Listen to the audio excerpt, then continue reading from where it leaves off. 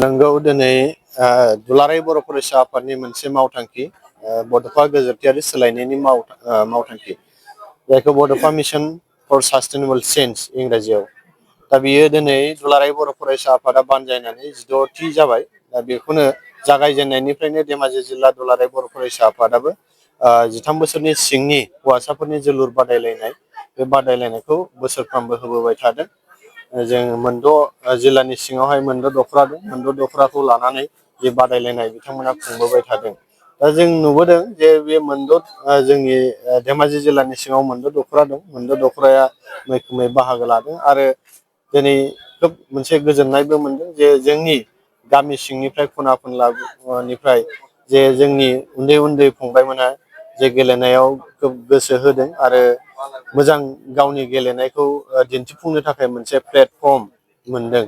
दा बियो जोंनि थाखाय जों खोब मोनसे बाख्नायथाव हाबाफारि आरो बेखौ मा होनो जोङो उननि समावहाय आरो मोजांनिफ्राय मोजांसिन गेलेनायखौ जों लांनो नाजागोन। दा बेवहाय जोङो आनसलिकनिफ्राय जे जिल्लानि सिङावहाय मोनद' दख'रानि गेजेराव बादायलायनानै जाय देरहासार जागोन आरो जाय आनसलिकनि गेलेगिरिफोरा मोजां गेलेगोन बिथांमोनखौ जोङो बासिख'नानै मिरुनि मोनसे बादायलायनाय जाबावगोन गासै जिल्लाफोरखौ लानानै।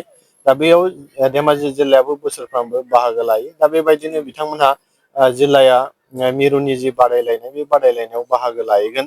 देग्लाय मैखोमै बाहागो लाहैगोन बिथांमोनहा बेखौ जों मिथिनो मोनदों। दा दिनै जोंनि ट्राइबेल माहारि एबा बर'फोरा जे गेलेनायाव जोबोद गोसो गुदुं आरो जोंनि ट्राइबेल माहारिनि जि देहायारि दाथाय बे एसे गोराखाय जों गेलेनायाव राफोद आरो गेलेनायाव जों बांसिन फुटबलखौ गेलेनायखौ जों नुयो जोंनि बर' लाइमोनफोरा। दा बेवहाय जोङो गाव गावनि जिउखौ दानो थाखाय जों फरायनायनि अनगायैबो गेलेनायजोंबो जों जिउखौ दानो हानाय जों गोबां बिदिन्थि हिसाबै नुबोदों। दा बेखायनो जोंनि जे मेल मिटिं आरो गेलेनायफोराव जों गेलेगिरि फंबायमोनखौ जों खावलायदों जे गेलेनायखौबो मोजाङै गेलेयोब्ला जों गाव गावनि जिउखौ मोजाङै दैदेनलांनो हायो। दा बेनिखायनो नैबे आन्दार 13 फुटबलनि गेजेरजों जोंनि जे फंबायमोन बे फंबायमोना जाहाथे मोजां गेलेनानै इयुनाव बे आनसलिक टिमनिफ्राय जिल्ला टिमाव सेलेकसन जायो। जिल्लानि टिमनिफ्राय सेलेकसन जानानै मिरुआव सेलेकसन जानानै उननि समावहाय आइ लिगाव गेलेनो हायो बा इण्डियान टिमाव सेलेकसन जाहैगोन बेनि उनाव इन्टारनेसनेल गेलेनो मोनहैगोन। दा बैफोरबायदि नैबे फिसा फिसा प्लेटफर्मनिफ्रायनो थांनानै जोंनि गेलेगिरिफ्रा मुंदांखा जाहैनो हागोन। बेबायदि प्लेटफर्मखौ लानानै दिनै दुलाराय बर' फरायसा आफादा बे हाबाफारि फुटबल गेलेनाय हाबाफारिखौ जोङो लाबोबाय थादों। रादा बुथुमगिरि नोंथांमोननिसिम आंनि गोसो गोरबोनिफ्राय सिगां हामलायनाय बावहरबाय। बे समाव धेमाजि जिल्ला दुलाराय बर' फरायसा आफाद हिसाबै बड'फा गोजोरथियारि सोलायनाय मावथांखिजों नोजोर बोनानै 13 बोसोर सिंनि जोलुर बादायलायनाय बे हाबाफारिखौ धेमाजि जिल्ला दुलाराय बर' फरायसा आफादा दिनै जोबथा बादायलायनाय बे जोबथा बादायलायनायखौ सिमेन्ट गोजौसिन नैबे गेलेग्रा फोथाराव दिनै होदों। बे होनाय उद्देশ্যआनो जाबाय जोंनि उन्दै उन्दै लाइमोन सेंग्राफोरखौ बा लाइमोन हिनजावसाफोरखौ जोङो दिनै मोजां जि मोनसे जों उद्देश्य लादों बे उद्देश्यजों जोङो लांनो सिन्था खालामबाय थादों जाहाथे बे लाइमोनफोरा जाहाथे फैबाय थानाय समफ्राव गावनि थांखियाव सहैनो हाथों आरो जोंनि जिथु ड्राग्स जि फेग्रा मुवा बेसाद बेफोर मुवा बेसादफोरनिफ्राय जाहाथे जानगाराव थाथों। बेनि थाखायनो जोङो माखासे गथ'फ्रा गोजोरथियारि सोलायनाय मावथांखिजों जों माखासे मिसनफोर लादों। बे मिसनाव नैबे जोलुर गेलेनाय हाबाफारियाबो गोग्लैयो। जोङो फैबाय थानाय समाव दुलाराय बर' फरायसा आफादा जेराव नैबे जिल्ला जिल्ला गेलेहोगोन बे जिल्ला जिल्ला गेलेहोनायाव जोंबो बाहागो लाहैगोन। जों दिनै बेहाय मोजां मोजां गेलेगिरिफोरखौ जों बेहाय सेलेकसन खालामगोन आरो अलरेडि जोंहा सेलेक्टर दंफैखायो जों खालाम आरो बेहाय जिल्लानिफ्राय जोङो पार्टिसिपेट खालामो सेन्ट्रेल लेभेलाव जेब्ला पार्टिसिपेट खालामो बेहायबो जुदि सेलेकसन जायोब्ला बड'फा एफसिआव बे सुबिदा होनाय जागोन सेन्ट्रेल बड'फा एफसिआव गेलेखांनायनि उनाव बे मोजां मोजां क्लाबफ्राव गेलेनो सुबिदा मोनगोन आरो बिदिनो गावनि जिउखौ खांहैनो हागोन आरो मोनसे समाव। धेमाजि जिल्लानि सिङाव मोनद' दख'रा दंमोन। बे मोनद' दख'रायाव मोनब्रै दख'राया बादायलायनाय लादों बादायलायफैदों।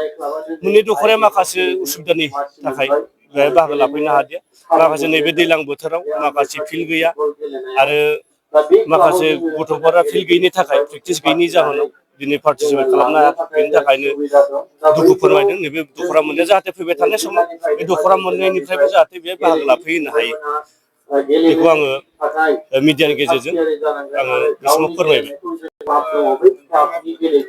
दिनै नोङो गेलेनायाव गोसो गैयै जानाथ' बेनो दा मबाइल ससियेल मिडियानि जुग दिनै दानि लाइमोनफ्रा बांसिनानो दिनै मबाइलाबो मोनसे निसासो नालाय दा मबाइलजोंनो दा सोबजागासिनो दं आरो दिनै मेगननि नोजोरा खम जालांबाय दिनै बे मबाइलजोंनो दिनै बे मबाइल नायथाबाय थानायनि जाउनाव दिनै गेलेनो गोसो गैला दिनै दुनियानि जा बाथ्राफोर दङ बे ससियेल मिडियाआव बे मबाइलनि दारैनो दिनै नुजोबो दिनै नोङो गेलेनायाव गोसो गैला दिनै गायनाय फुनाय मावनाय दांनाय बायदिसिनाफ्राव दिनै गोसो गैला दिनै नोङो बिनि राव फाव माखासेफ्राबो गुनफोराबो दिनै खमायलांबाय दङ दिनै प्रेक्टिकेल गैयिनि थाखायनो बेफोर माखासे गुनफ्राबो दिनै गोमालांबाय थादों आरो दिनै नोङो पुलिस मिलिटारिफोराव दिनै साख्रि मावनो गोनां दिनै माखासे लाइमोनफोर दङ बे लाइमोनफ्राथ' दिनै बहुद खमायलांबाय थादों दिनै गेलेनायाव जुदि आखा फाखा जुदि जानाय मोनब्ला फिल्डफोराव जुदि सानफ्रोमबो खारनाय बारनाय जुदि खालामबाय थायोमोनब्ला हयथ' दिनै जोंनि बर' हारिनि गेजेरावबो गोबांथार लाइमोनफ्रा दिनै साख्रि बाख्रि मावनानै